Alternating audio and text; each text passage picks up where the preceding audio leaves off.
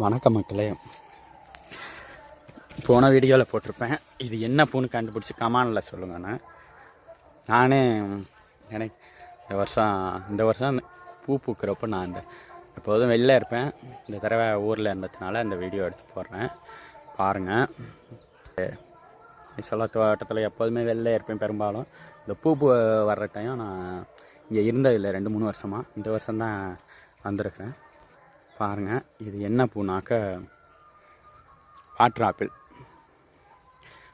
ஆப்பிளோட பூ. ஃபஸ்ட்டுன்னா இந்த பாருங்கள், இந்த நம்ம உள்ளர இருக்கு பாருங்கள், இந்த கை வச்சுக்க, அது வாட்டர் ஆப்பிள். இது அதோட பூ. ஃபுல்லாக இந்த மரம் ஃபுல்லாக உங்களுக்கு காட்டினா தெரியும்.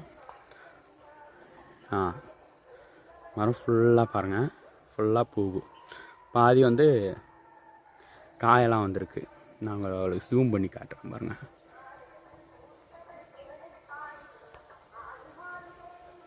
அதுவும் இதில் என்ன ஒரு அதிசயம்னா, இந்த மரத்தில் மட்டும்தான் இந்த பூ பூக்குது.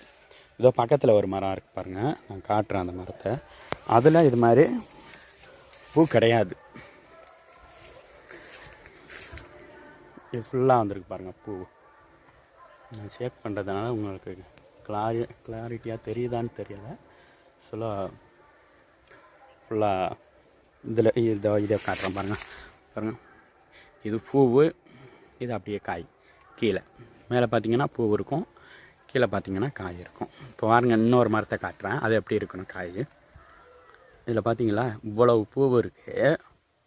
அதில் கீழே பாருங்கள் எவ்வளோ கொட்டி கிடக்கும்.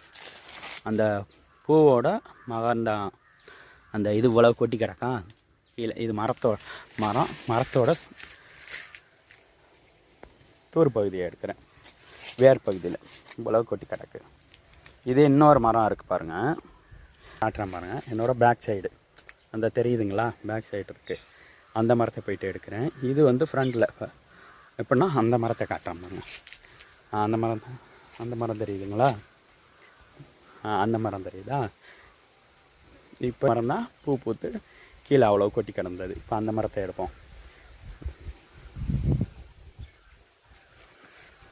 இதில் பாருங்கள், ஒரு பூ அந்த மாதிரி பூ பூத்து கொட்டலை.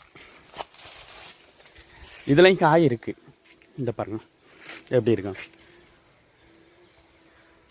இந்த இடம் சூரிய ஒளி படுறதுனால அந்த அளவுக்கு தெரியுதான்னு தெரியலை எனக்கு. இருங்க, நான் வேறு கொத்திருக்கான்னு பார்த்துக்கேன்.